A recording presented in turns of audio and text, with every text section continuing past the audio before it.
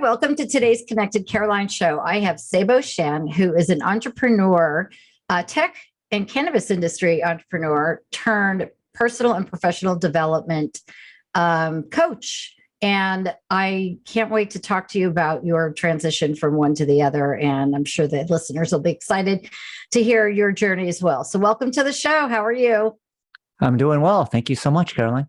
Wonderful. So let's start from where our paths intersected in the cannabis industry. And you are founder of a couple of companies, right? Mm-hmm. And then I discovered that you had sort of really pivoted your whole life and decided to start Seibo Knows. And it's a personal and professional development company that is very much in line with what the Connected Caroline show is all about. Absolutely. So, I've been fortunate enough to find my passion a handful of times in my life. And what's interesting is each time that I found my passion, whether it was in the high-tech space, in the cannabis space, or even now in the personal development space, I noticed that it's very easy. It's very easy to first be very in alignment with your spirit and soul. And then, at least in my case, once I started making money, once I started climbing the social ladder or the hierarchy, I myself started losing sight of why I originally started doing whatever it is that I was doing, and really started focusing on profits over passion. And every time I got imbalanced, I realized I could bring myself back to center. And every time I brought myself back to center, I would actually find myself interested in new things. So cannabis and being healthy was, two of my core values growing up, especially part of my adult life. And when I started feeling burnout from the cannabis industry, that was a tough pill to swallow because my companies weren't doing very well in the initial years. And towards the end, we started seeing more and more profits, which were always the things that I thought would make me feel more secure and more stable. But in actuality, as we became more profitable, I just started feeling more burnt out, less passionate about what I was doing. And ultimately, like I said, I needed to just find alignment again within myself. And one of the things that really helped me was a psychological developmental model called spiral dynamics that talks about the 8 stages of consciousness someone goes through in their lifetime. And stage 5 is what they call the achiever stage. And in the achiever stage, it's all about external achievements, accomplishments. It's all about being logical and rational, and being a person of your word. You do what you say and things of that nature. So once I discovered spiral dynamics, I noticed literally all of my friends, myself included, were stuck in stage 5. And if you realize that, stage 5 is just barely past the halfway point and there's 3 more stages above that, then there's so much more of life that you could explore beyond being an entrepreneur. And that concept is the one that set me free. Once I learned about that, I realized, oh, this is why I'm no longer satisfied with being an entrepreneur. I've done the things that were required to experience that achiever stage. And the more I tried to experience the achiever stage by accomplishing more and more, the more stress that I felt and the less fulfillment I felt because I was chasing something that I would never catch. So going back in your past, were you as a student, as a kid? I mean, you were a very young, successful tech entrepreneur. Were you always very driven, or was there a panging, was your soul knocking on the door saying, hey, there's something else you're missing? Walk us through that. Yeah, great question. So I would say that my father was always insisting that I was a driven person. I very much looked up to my father. I wanted his approval. So based on his teachings to me, I became a very driven person. But I think deep down, I was always quite a spiritual person, relying on my intuition to guide me. And many times I would confuse, advice from other people with my own intuition. And I would need validation from other people that I respected in order to follow my intuition. But yeah, it's very interesting because growing up in California, I knew people that were millionaires in their mid to late or early to mid 20s. And so at least on the surface, they appear to be the happiest people. So I thought, okay, this must be the path. And so when my father was teaching me how to work hard, how to be disciplined, how to grind, I saw all of these as attributes that would really help me accomplish these external achievements. But I also, halfway through, I realized like I've achieved a lot of the things that I set out to achieve, but there was no feeling of purpose or fulfillment. It was always chasing things. And that's when I realized I had to return to a more spiritual path, one that had more to do how I felt inside versus anything that I could achieve on the outside. So yeah, that's kind of a long, convoluted answer. But yeah, so I believe that I've always known that that was a part of me. But as I grew up, society, my parents, my peers, whoever I was hanging out with, like I didn't feel safe being that type of person, but I felt very safe being a hard charging entrepreneur. Well, listen, I totally thank you for that answer. It was not long and convoluted. It was great because I think so many people, and especially at this time, are realizing that they've had these spiritual foundations that are built inside them, and there's a lot of talk about the patriarchal society that we have all grown up in the last couple hundred years that is being shifted out of completely now. And so you're right on schedule. I mean, and what's so wonderful is that because you are an entrepreneur, you're a leader, that you have embraced your true path. And now you'll be able to help others like make that transition, because it's not that difficult when you're giving yourself approval, right? It's just a it's okay. I'm going to do something different than my family wants me to do. I love that you said that you look to other external people to confirm your intuition. I did that my whole life and I still do, but differently with astrology, and getting readings and understanding my chart. Now I'm embracing understanding my chart for myself as a tool to confirming my intuitions. And as you grow older, I'll tell you, you just know when your gut says something, that's what you do. I think that someone told me years ago, yes is a hell yes, and a maybe and a maybe is a hell no. Because when your gut is saying maybe, it's really leaning towards no, but their ego gets involved and is like, oh, maybe we'll do that. Anyway, what do you think about all of that? Yeah, I couldn't agree more. That's exactly how I live my life right now. Unless it's a hell yeah, it's just a no. I realized that I'm going to be 46 next month, or actually tomorrow. I'm going to be 46 happy tomorrow. Happy birthday. Thank you. Thank you. And I realized, life is short, I think I had in my own mind, like I'd make it to 90 years old. So I'm at the halfway point of my life right now. And yeah, kind of understanding the limitations of the longevity of life, had really kind of, reshuffled the priorities of my life. And I do believe that, being hyper-focused on being accountable and responsible and being able to feel confident that any external achievements that you want to achieve are within your capabilities. I do believe that is a certain part of life that is important to cultivate. But ultimately, the most important thing is to be able to trust yourself, to trust your intuition, to know that you were born with an internal wisdom that will guide you.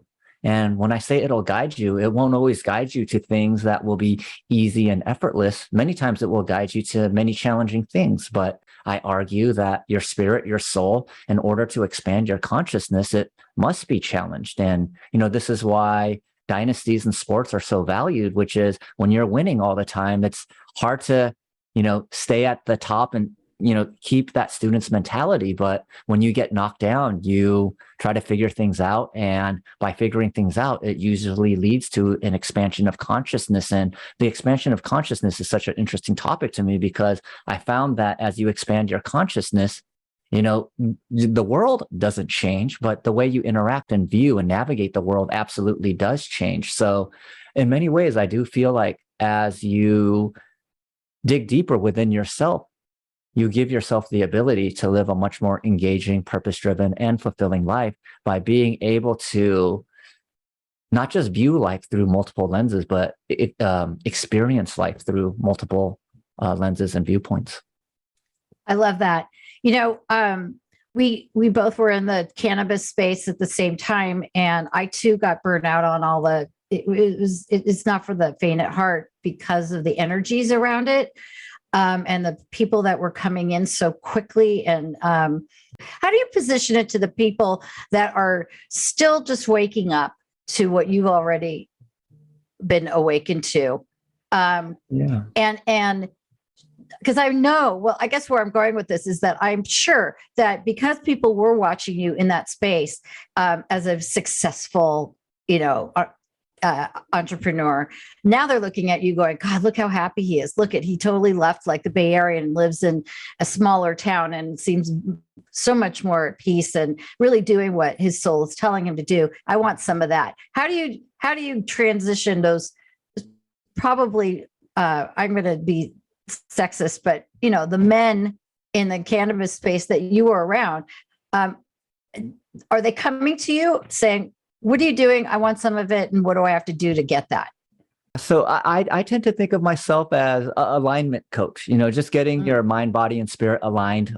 However people think about it, that's up to them. I've called myself a transformation coach, a manifestation coach, just, different things, and really trying to figure out what do I have to offer? And mostly it's just, really trying to help people live a life of equanimity, one where big things don't need to happen in order for them to feel happy with their lives, being able to be grateful for even the small things. The story that I shared yesterday was, when I woke up my daughter, she just smiled and said, good morning with this big smile. And, it just filled me with so much gratitude that I carried throughout the day. And it's kind of funny that you asked this question, because I was able to transition so easily from being a CEO to a coach. And I had never coached before. Coaching was a brand new thing that I discovered during COVID, because I was on a lot of Zoom calls and I met a bunch of coaches that were on there, and I asked them what they were doing and they described their occupation to me. But I initially started coaching other burnt out entrepreneurs in the cannabis space, and actually that still makes up probably 30 to 40% of my business, which is so many people have been outsourcing their inner joy and happiness to external accomplishments. And many of these people, like I said, if you look at their resumes, you'd be like, well, you've accomplished so much. You went to one of these top tier schools, you've had these exits, or even if you haven't had an exit, you're holding some senior leadership position at companies that people have heard of, yet they still feel empty inside. So, it's been my pleasure to be able to just share my personal story. I don't think of myself as a guru or a master. I just think of myself more like a big brother of hey, big brother, this is what I did. It works for me. If my lifestyle resonates with you, I'll teach you what works for me. But if it doesn't resonate with you, go find someone like Tony Robbins or whoever else that may be more in alignment with where you're resonating at right now. And so a lot of my coaching methodology, just goes back to frequency and vibration. And I learned about spirituality through quantum physics. I was studying quantum physics. I'm very much a rational, logical person. And even though I've done plant medicine ceremonies and had all sorts of transcendent experiences, I just thought, oh, well, I took an exogenous molecule. This one's called dimethyltryptamine. It's literally called the spirit molecule. Of course, I'm going to have a transcendent experience. But as I started reading more about quantum physics and how everything is made of a wave and a particle, and a wave is literally just a vibration, and the particle is a physical manifestation of that vibration. So literally everything is just densities of vibration. So when hippies say, hey, man, you're the wrong vibe or the right vibe, they literally are speaking in the language of quantum physics. And what I understand of music and harmony is that certain vibrations are in harmony with each other and others are discordant. So a lot of the way I live my life is, how do I get into the right harmonic balance with whatever reality I want to be living in and manifesting, and live in accordance to that. And, it's been such a huge change for me. My wife sees me around a lot more. My kids have their father around. And from a financial perspective, I'm just as abundant as ever. But from a actual putting in the work perspective, it's a fraction of the amount of hours that I used to put in. And, in my old previous thinking, it was I need to see it, feel it, smell it, touch it, prove it to me. Now in my current framework, it's more about when I believe it, then I'll see it. And it's such an opposite way of thinking. And I got to tell you, most of my clients like fight me for the first 8 weeks out of the 16-week program. And then about 8 weeks in, they start saying, yeah, the way you view the world is a quality of your thinking. And you really do have the way to view it in the way that you want. So how do we become masters of our own mind, where we're not at the mercy of our thoughts, but we're actually shepherding the thoughts that bring us abundance and ignoring the thoughts that bring us into negative spaces within our mental health? Has your business grown word of mouth mostly? How do you, speaking of your workshop, your course, you want to talk a little bit more about that and what it entails? Yeah, so it's been primarily word of mouth, and I just make one Instagram and TikTok video a day. Mm-hmm. And then I spend the rest of my time writing articles that resonate with me, as far as things that have worked for me, as far as improving my mental health or physical health or emotional health. And this is kind of the beauty of it, which is, what I teach is to follow your passion and to put in as much effort into your passion as possible. And when you encounter roadblocks or challenges, use them as catalysts for growth. So a lot of what I teach is exactly what I'm trying to demonstrate in my real life, which is I have a passion for expressing myself and helping others. So I create YouTube videos and TikTok videos, and I write newsletter articles to my mailing list. And by doing the things that bring me the most joy, I believe that also allows me to achieve this authentic vibration that attracts certain types of people to me. And the more in alignment I am with my frequency, it's not just that I get clients, but I get clients that are almost like a perfect match for me. Mm-hmm. So for myself, like, I don't think I would have ever hired a coach like myself until my 40s. In my 30s, it was, I would want performance coaches. How do I make better marketing programs? How do I scale my business? How do I save money on operations? How do I make the supply chain leaner? Right.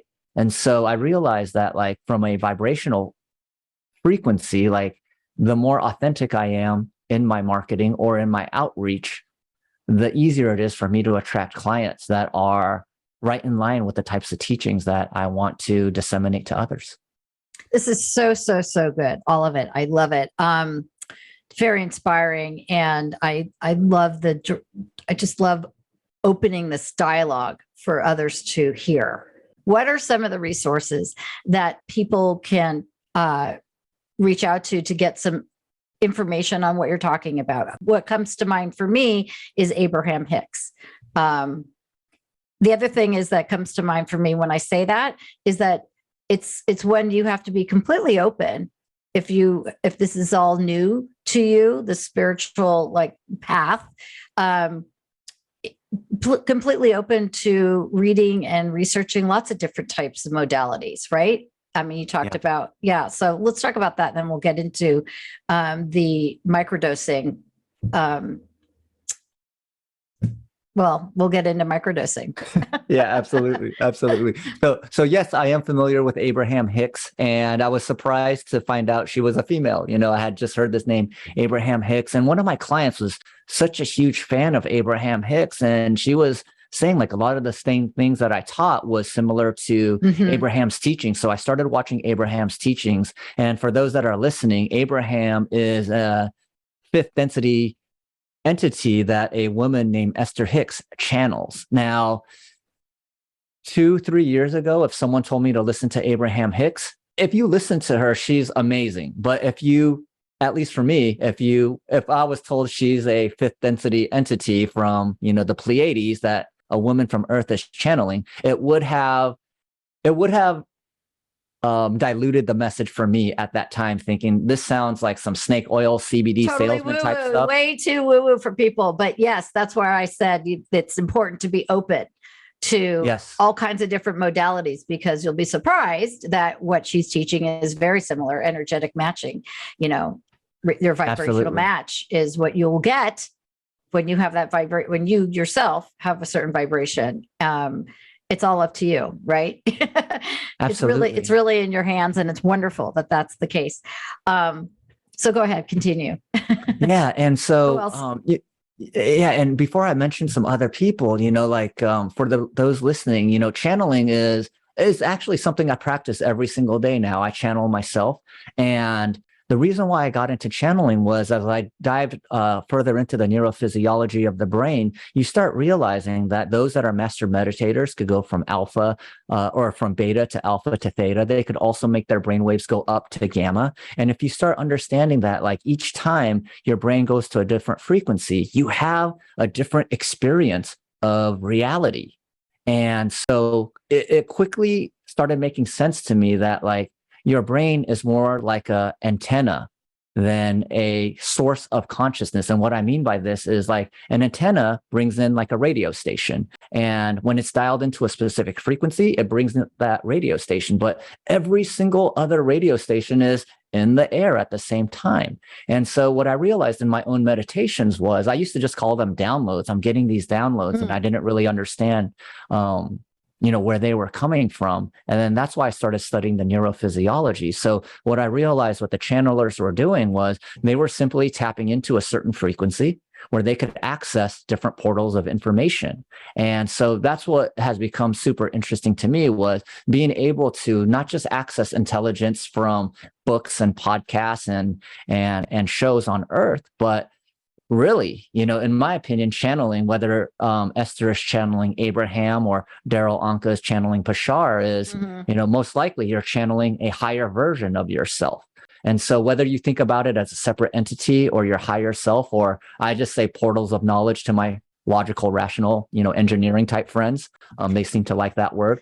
and being able to get information that is so helpful to other people that you didn't necessarily have to read in a book, to me is amazing. And so my whole spiritual journey was I didn't read any spiritual texts or teachings because I came from a logical, rational background. And I was afraid, like if I heard that I would see a jaguar or an elephant or, an eagle type imagery, that would influence some of the experiences that I was having. So I kind of took the opposite route, which was I committed to 90 minutes of meditating every day. I journaled everything that I experienced and was important to me, like the insights.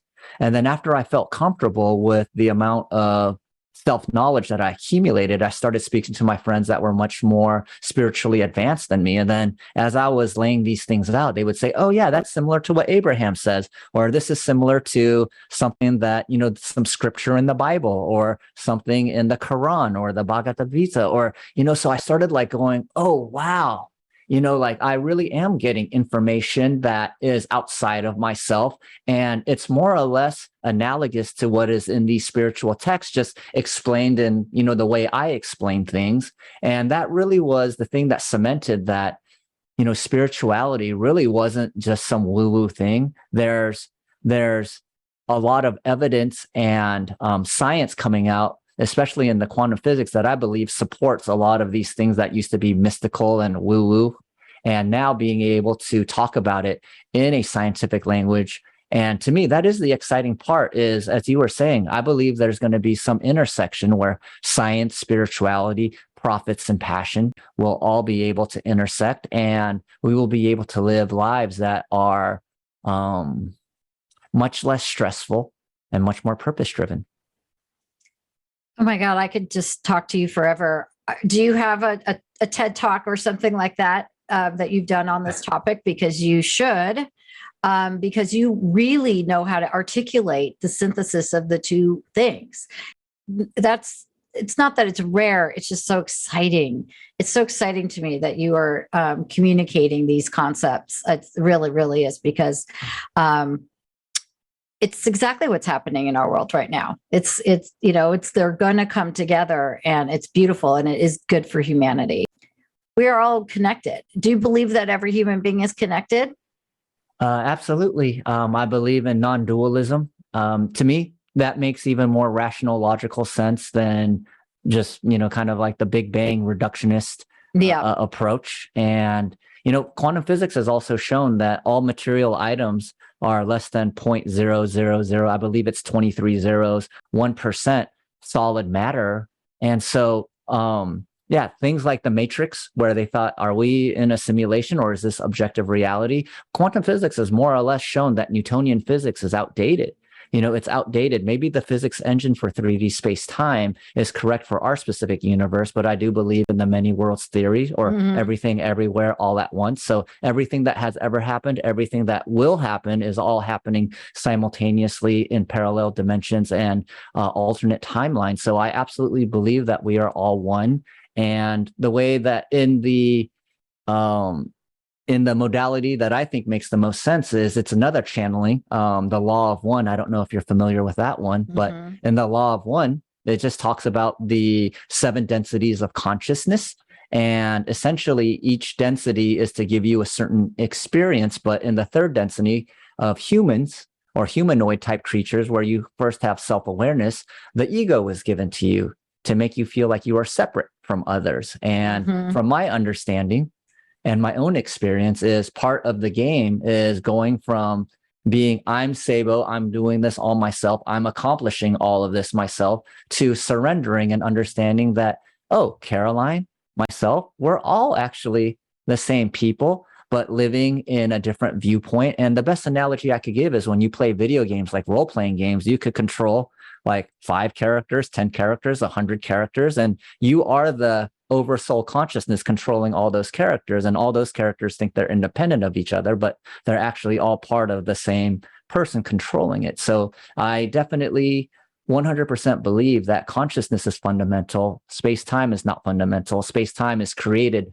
through consciousness, and consciousness has been experiencing itself through Caroline, through myself, through everyone listening since the beginning of time. I'm doing air quotes here because time we only experience linearly in 3D space-time, and we'll be doing that for infinity. And to me, that is a very calming realization to understand, that allows me to live my life more like a video game, to really follow my passions, even if it doesn't look like there's a direct monetization route, and just trust that my higher self is pointing me in this direction so that I will uncover and unearth whatever stones need to be unearthed to learn more about myself, either through things that I love or things that don't resonate with my particular frequency.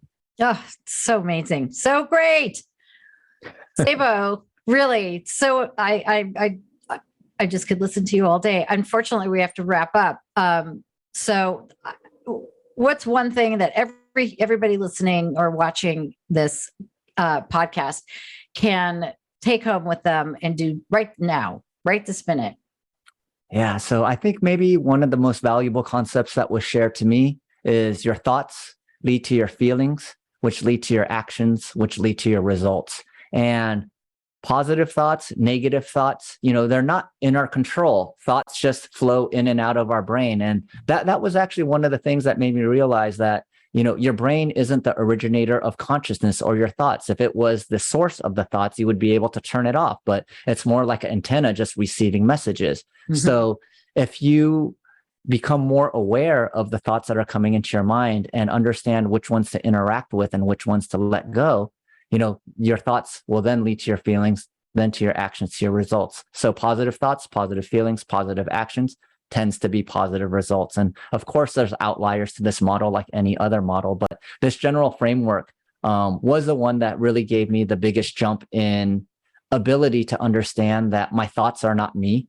And the thoughts that are negative, the ones that make me feel negative feelings, I could absolutely let those go. So perhaps something more tactical is, if you think about your thoughts as actors auditioning on a stage, and your attention is a spotlight, well, once you put attention on a negative thought, that negative thought is going to perform more exuberantly. And the same with the positive thought. So you absolutely have the ability to point the spotlight where you want. And having a strong meditation practice definitely allows you to focus that spotlight longer on wherever you want it to be focused on. So that's probably the single thing, if I could just share one, that I think could benefit the audience the most. Thank you so much. That's totally great. Yeah. And I just want to also say there's no wrong meditating. People don't meditate because they're like, I'm doing it wrong. Well, just sitting quiet is start there, start there. And there's tons of great meditation, guided meditations out there and apps. So I agree. That's key, because when I don't meditate, it shows. Me too. It really does. So Seibo Shen, thank you. Seibo Knows is the name of the company, and all the his contact information and everything will be in the notes. And I just want to thank you so much for being on the Connected Caroline show. It's really been a joy to have you on, and I would love to have you back. I mean, I'm thinking, God, we could just pick one thing to talk about, and we could talk about it for an hour. Oh, One little element. But yes, I appreciate you sharing all of your wisdom and personal journey with my audience. yeah, absolutely. Thank you. And I hope the audience is now curious about Abraham Hicks or Bashar. They're really awesome to listen to. And yeah, thank you so much, Caroline. I enjoyed being on this podcast and being able to share some of my thoughts. Thank you. So that's a wrap, everybody. Thanks for joining us today. And until next time, this is Caroline with Connected Caroline. Make it a giving day.